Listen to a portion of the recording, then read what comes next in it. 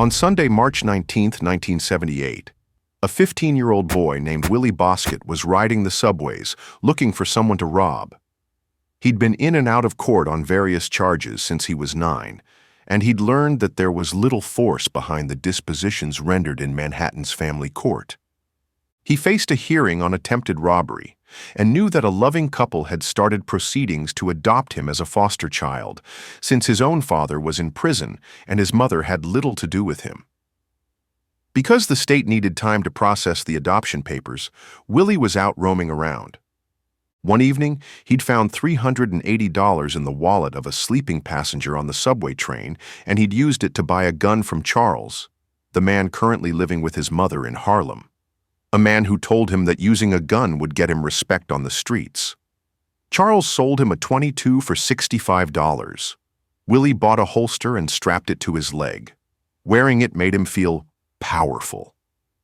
At 5:30 in the afternoon that Sunday, he found himself alone with another rider on a number 3 IRT train. The passenger, a middle-aged man wearing a gold digital watch, was asleep. Willie kicked him, and getting no response, began to work the watch off his wrist. He noticed that the man was wearing pink sunglasses as well, which reminded Willie of a counselor from juvenile detention whom he had despised. It irritated him. The man suddenly opened his eyes, and Willie reached for his gun and shot him through the right eye of the sunglasses, piercing his brain. Then the passenger threw up his hands in defense and screamed.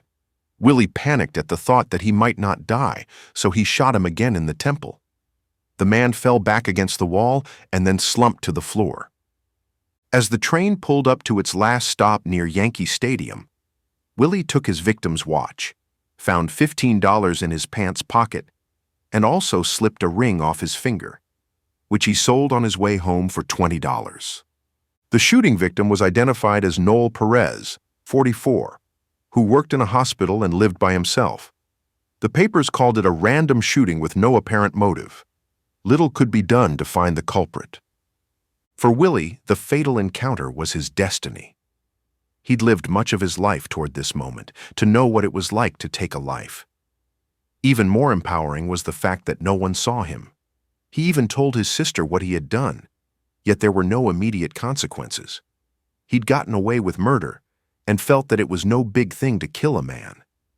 Now he was bad as he'd told everyone he'd be one day. Willie was living out a legacy that had come down to him from a history of violence rooted in one of the most savage counties in the South, Edgefield County, South Carolina. In 1760, the Cherokee tribe massacred scores of settlers, and homeless men soon formed into outlaw gangs that abducted women and tortured wealthy planters to get their valuables. The first organized vigilante group, known as the Regulators, started here, introducing yet their own strain of abuse and sadism. The American Revolution in 1775 inspired backwoods violence by cavalry under the command of Bloody Bill Cunningham, who raided farms and massacred settlers. The constant fighting left people in bloody Edgefield, which had double the state's average murder rate, with a callous attitude toward violence. A gentleman's warrior code arose that involved fighting for one's honor. Dueling became a cherished part of the culture, despite being outlawed. Edgefield County came to be known as a place that had more daredevils and adventurers than any county in the state, perhaps in the country. The Edgefield character was reputed to be intense and fiery. Violence was part of this region's heritage. Willie's ancestors were slaves in this county, at Mount Willing.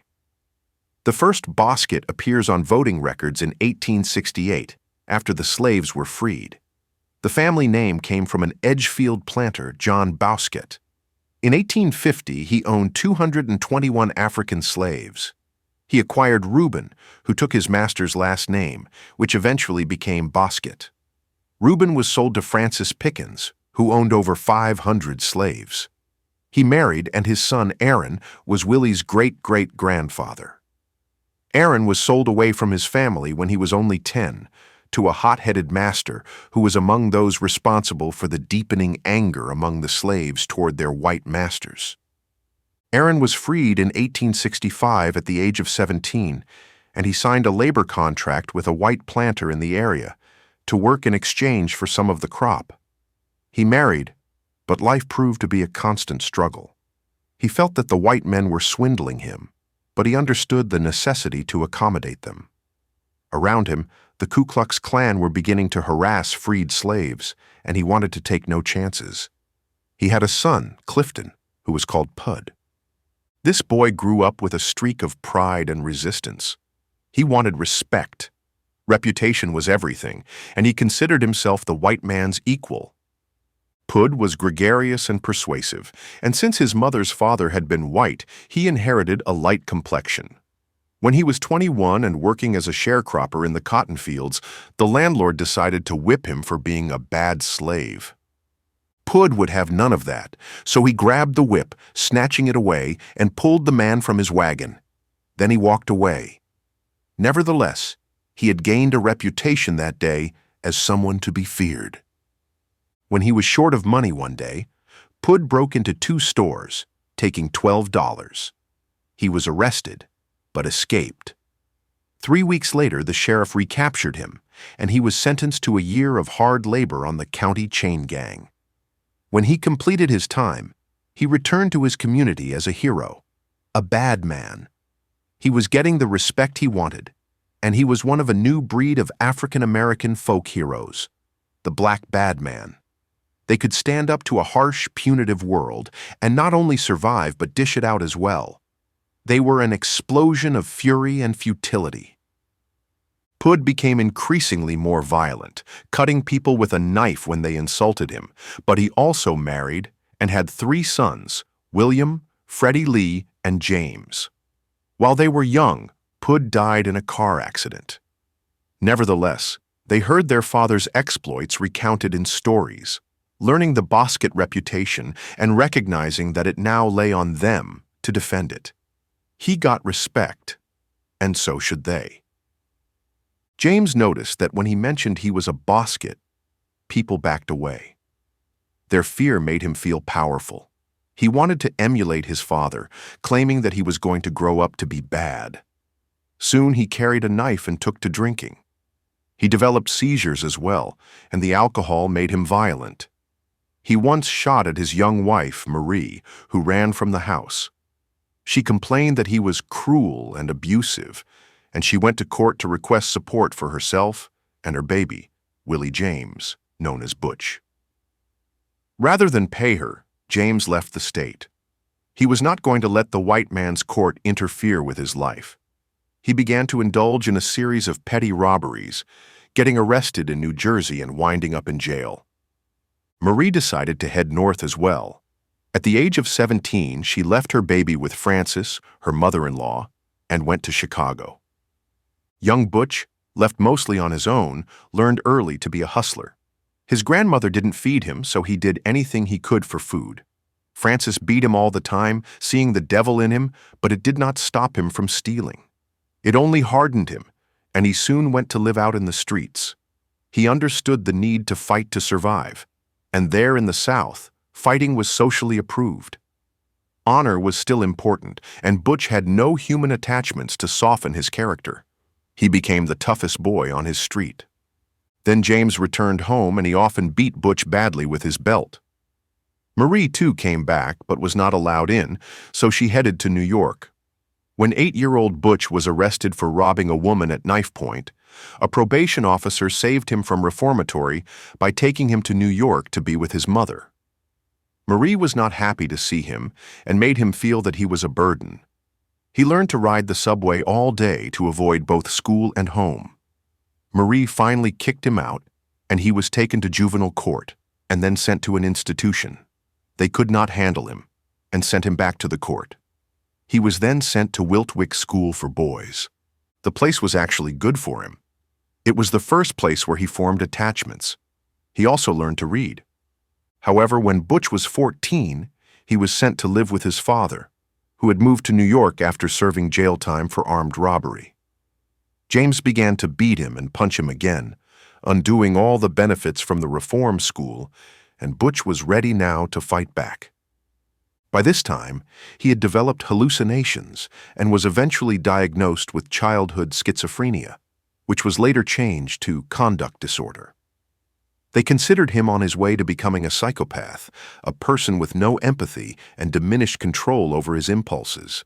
However, he scored in the 130 IQ range, considerably above average, and he had the advantage of being handsome. Soon, Butch was arrested for armed robbery and got 5 years in prison, the same as his father had before him. He was constantly in fights and was diagnosed as having an antisocial personality disorder with a poor prognosis. When he got out, he married Laura Roan, and they were soon expecting a baby, whom they wanted to name Willie. They went to Milwaukee to start a new life, but it ended in tragedy. Butch went to pawn some pornographic photos, and when the pawn shop owner tried to cheat him, he exploded. He stabbed the man 6 times, killing him, and then with great frenzy repeatedly stabbed another man who was merely a customer in the shop. When he realized what he'd done, he fled the premises and left Milwaukee. Eventually, he was caught and returned to Wisconsin, leaving his pregnant and destitute wife to fend for herself. Butch was sentenced to life in prison.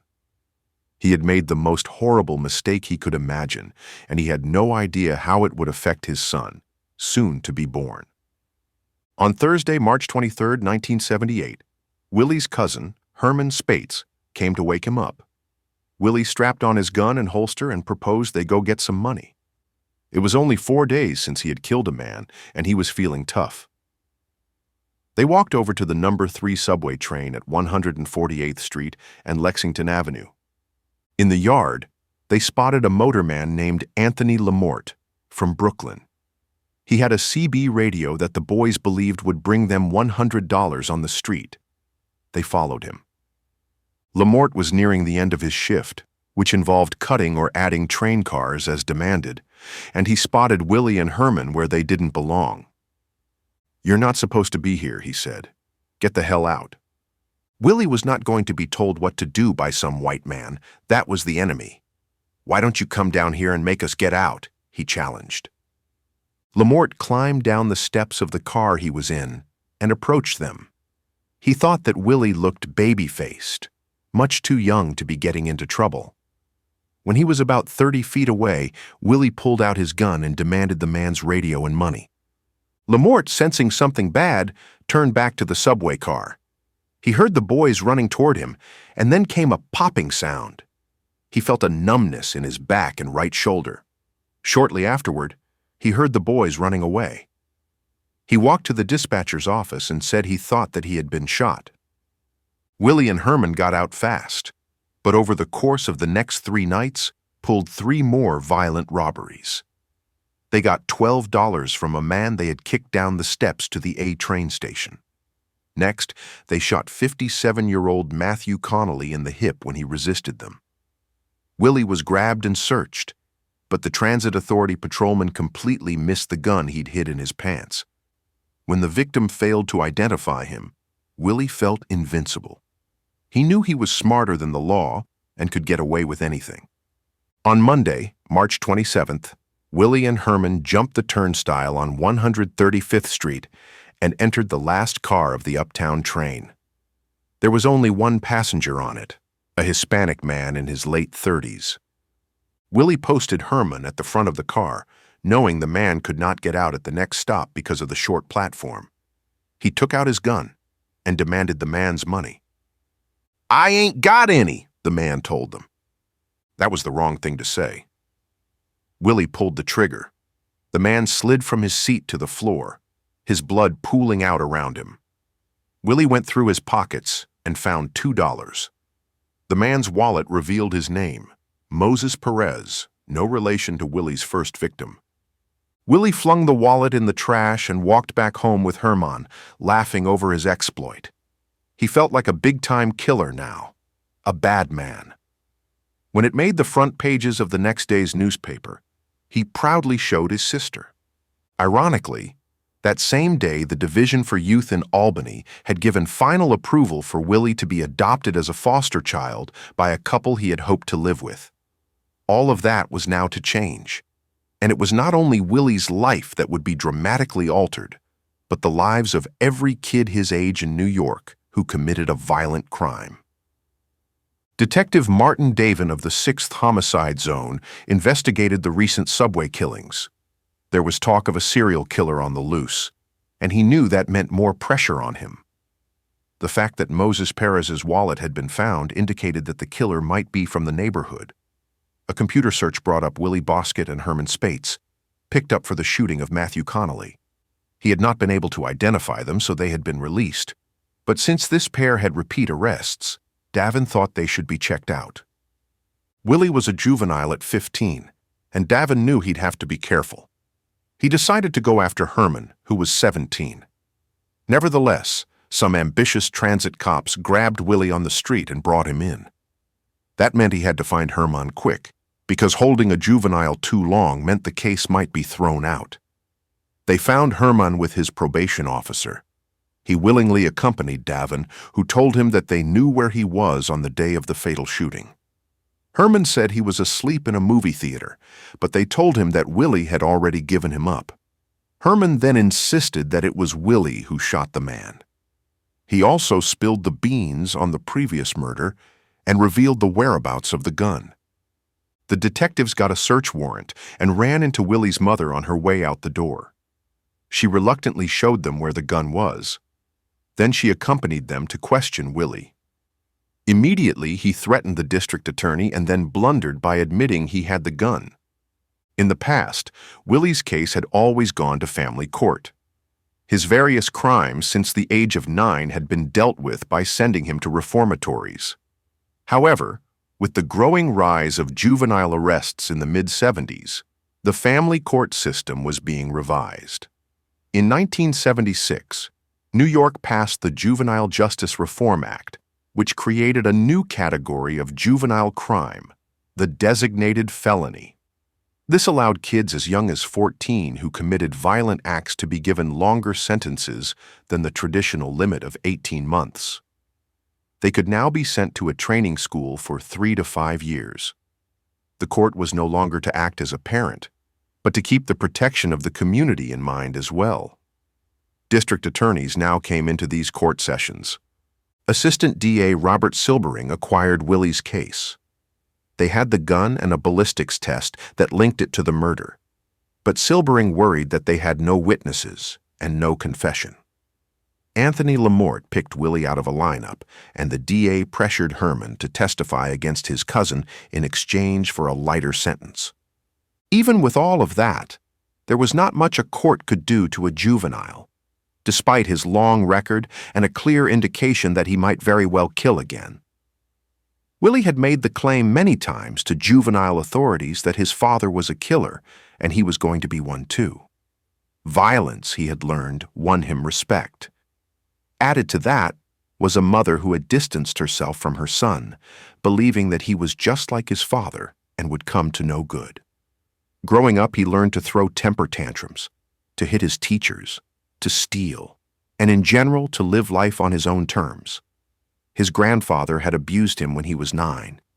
He repeatedly told people he did not care if he lived, and it seemed that he had nothing to lose.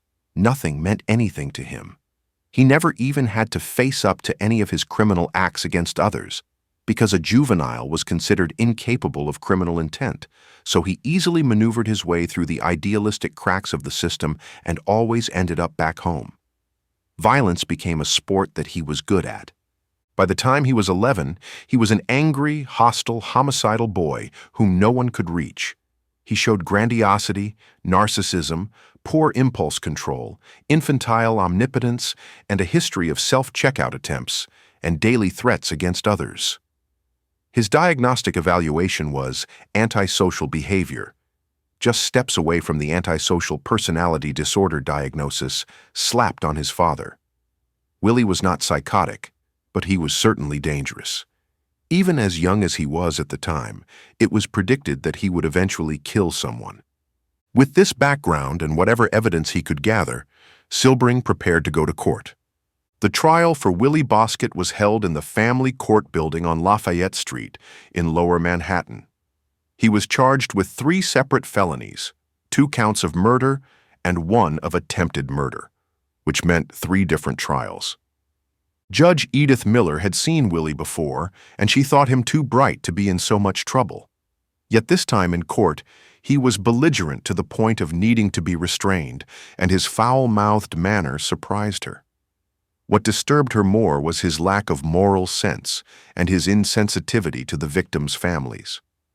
He forced the widow of Moses Perez to testify that it was indeed her husband's body that she had identified. Even at the Spofford Juvenile Center where he was confined, he had stabbed another boy with a fork, hit a counselor in the face, and choked a psychiatrist. Later, he bragged that, though he was only 15, he had committed over 2,000 crimes, 25 of them stabbings. Willie approached his trials with an air of total detachment. He did not realize that he was now going through a new procedure, different from only 2 years earlier, and things were fairly serious. He even thought he could skip the trial if he wanted to, but not by pleading guilty. As the trials went along, Willie finally tired of it all and impulsively told his surprised lawyer to enter a plea of guilty. Silbering insisted he must plead to all 3 counts, which he did. The sentencing date was set, and Silbering tried to think of ways to get more than the maximum 5 years for these crimes. However, with no precedent, there was nothing he could do. Willie was placed with the Division of Youth for a maximum sentence of 5 years. By the time he was 21, he would be free. 2 days after Willie was sentenced in a trial that had created massive local publicity, Governor Hugh Carey was flying from Manhattan to Rochester to make a campaign appearance. His Republican opponent in that election year was attacking him for being soft on crime and was proposing a tough new law that would permit juveniles to be tried as adults for violent crimes like rape and murder. Carey, a liberal Democrat, had resisted such a strong reaction. He thought it was too drastic, although he knew there were those in his party who supported it, along with Republicans statewide. That morning, as he read the paper, he spotted the press report on Willie's sentence, which should have been confidential, but obviously had been leaked. One account in the Daily News quoted Herman Spates, saying that Willie killed because he got a kick out of blowing them away. This newspaper also had uncovered the fact that one of Willie's assigned social workers had warned the Division of Youth officials that he was dangerous. Carey acted at once to this horrifying story. It seemed that he had suddenly realized that some kids were not so easily rehabilitated, as was the primary focus of family court, with light or non-existent sentences. Carey shifted his position and called a mid-air press conference. He was going to support trying violent juveniles as adults, swearing that Willie Bosket would never walk the streets again. There was a breakdown of the system, he told reporters, and it is really on the doorstep of the Division for Youth. The blame is squarely on the shoulders of the department. The Division of Youth, for their part, felt they had done all that they could. There were no programs or facilities for a child like Willie, who had such an explosive temperament. A week later, Carey called the legislature back to Albany for a special session, passing the Juvenile Offender Act of 1978. Under its terms, kids as young as 13 could be tried in adult court for murder and would face the same penalties. This law reversed the tradition of the past 150 years that children were malleable and could be rehabilitated and saved. There was now an attitude that there were truly bad kids, and they should be locked away from society. It was too late for Willie to be tried under this law, but it certainly changed things for others his age. With the passage of this law, New York became the first state to take this step. Yet as juvenile crime statistics worsened around the country, other states followed. The press, the public, and prosecutors in New York took to calling it the Willie Bosket Law. He got the notoriety he wanted, but not quite in the way he had imagined when he bragged to everyone that he would become a killer just like his dad. In fact, Willie's father, Butch, was not very happy to hear the Willie was trying to follow in his footsteps. Although he had escaped from prison in Wisconsin, he had been recaptured after robbing several banks in New York. He was sent to the federal penitentiary in Leavenworth, Kansas. Butch had tried very hard to find opportunities in prison to better himself so he could show the parole board that he was worth another look. He had a cellmate who was an intellectual and who supported Butch's efforts to get educated. In Wisconsin, he had finished his high school courses and earned a diploma. Then in Kansas, he took 40 courses and graduated from college at the University of Kansas with a nearly perfect GPA. He was in the top 3% of his class. He was also elected to Phi Beta Kappa, a controversial event. When Kansas finally released him, he had to return to Wisconsin to see about getting his sentence reduced there. No such luck. Butch ended up back in prison. Willie read about him in the newspaper. The Daily News had dug up information on Willie's background, noting that this baby-faced killer's father was also doing time for murder. Willie was thrilled. It was the first independent proof, apart from what his mother and grandmother had told him, of his father's criminal exploits. Willie sat down and wrote his father a letter. Butch had tried to distance himself from his family, particularly his father, and he was not pleased to discover that his own son was now in prison for murder. He understood the boy's rage from neglect and living on the streets, but he tried to counsel him not to keep taking this road. Instead, he urged Willie to return to school. This is not what Willie had expected, and the letter disappointed him. They had one phone conversation, and Butch sent Willie some books to help him with grammar and vocabulary. Willie turned away from this advice. Instead, he broke out of the Goshen Center for Boys with several other boys. 2 hours later, he was recaptured. What he had overlooked was that while in Goshen, he had turned 16. Escaping from a penal institution was a felony for an adult, even a youth facility. He was sentenced to 4 years in a state prison. That was strike one. In prison, he fell in with some black Muslims who gave Willie an idealistic context for his rage, particularly against whites.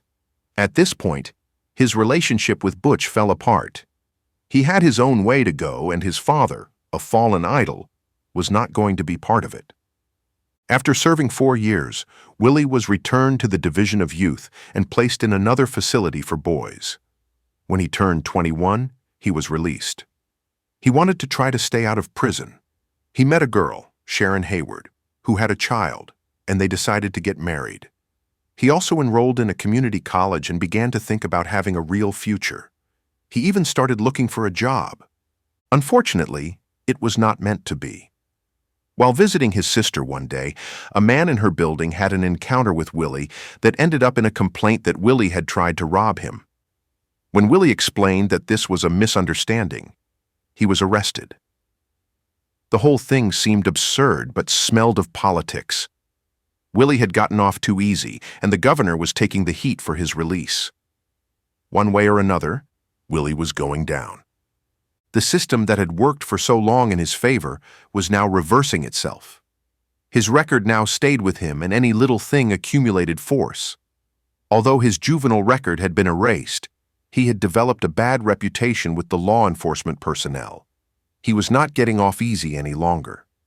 Willie's bail was too high for his family, so he stayed in jail pending his trial. While in court, an officer put his hand on Willie to get him to move, and when he resisted, 3 officers started to push him.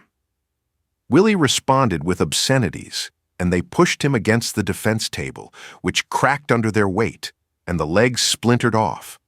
One officer clubbed him with a table leg. Willie's lawyer joined the fray, and when it was all over, Willie was charged with assault, resisting arrest, and criminal contempt of court. Willie got a felony conviction out of the trial, on the charge of attempted assault. With his escape attempt from Goshen, that was a second felony for him, strike 2. He was looking at 3.5 to 7 years. A third felony, no matter what it was, could get him 25 to life under the 1965 persistent felony offender law. Willie had only been free for 100 days. That was another turning point for him. Since going straight had gotten him nowhere, he decided to take on the system, become even more reckless. Once again, he felt he had nothing left to lose. He was destined for incarceration. At his sentencing hearing, Willie dismissed his lawyer and said he did not recognize the court's jurisdiction over him. He also said that he was not Willie Bosket, but Bobby Reed. The judge let him have his day in court, as preposterous as his claims were. In the end, the judge told him that he was a ticking time bomb and gave him the maximum sentence, adding 30 days for court histrionics. Yet he still had to stand trial for his assault on the court officers. He demanded once again to be his own lawyer. He put on such a show that the jury found him not guilty. He had beaten a third felony conviction, for the moment. In the meantime, Butch finally got out of prison and started on a new life. It was not long, however, before he did some shenanigans with a child in his care. He was arrested again. Desperate to get free, he tried to escape and died in a shootout with the police, killing his girlfriend and himself before they could capture him. Willie heard about this, and his belief was restored that his father was, in fact, a bad man. To his mind, Butch had gone out in a blaze of glory. Now Willie was convinced he would never get out of prison alive. They would keep him here forever if they could. He embarked on an all-out war against the system, targeting guards as symbols. Once of his many altercations resulted in further felony charges. Once again, he went pro se as his own defense. He had learned a lot about law and he knew he could win the jury. He did manage to elude many of the multiple charges, but was found guilty of arson and assault. Strike 3. The 3 felony charges were all fairly minor: escape, attempted assault, and arson. He could not understand how they added up to the same sentence someone got for murder. Nevertheless, that's what he got. He viewed that as a license to go to an extreme in everything he did. He was at war. At one point, he stabbed a guard with a homemade knife, just barely missing the man's heart. For that, he was tried for attempted murder and given another life sentence. Willie was in jail for good. Willie Bosket, killer at age 15, is no longer an anomaly. The number of young boys committing violent crimes like rape and murder has increased dramatically in the 1990s, even as the murder rate for adults has declined. Criminologists predict that this will only get worse. Some state legislatures are making the age in which children are eligible for waiver into adult courts increasingly lower. Adolescents in Florida are on death row. In New York, 85% of the young people released by the Division for Youth are rearrested. Prison has come to represent a rite of passage for some groups. As a result, instruments for predicting dangerousness at younger ages early enough to intervene and possibly prevent future crimes have been developed and improved. Model programs have been put into place to help parents with parenting skills and to alert communities to the need for coherence and vigilance. For Willie, this all came too late. A few months after he was sentenced for stabbing the guard, he bashed another guard in the head, for which he received an additional life sentence. He then threw hot water in the face of another guard. He soon came to be known as the most dangerous criminal in the New York system and was kept in a specially constructed isolation cell. The guards are forbidden to speak to him. He has no electrical outlets, no television or newspapers. Behind the bars of his cell is a sheath of plexiglass. 4 video cameras keep him under surveillance at all times. Whenever he goes out, he is thoroughly shackled with an automobile tow chain. He feels he is on death row with no hope of escape in the electric chair. Sometimes he mourns the reckless violence of his youth. Other times he feels sorry for himself and all those things in life that he missed. And because of him, the juvenile justice system will never be the same.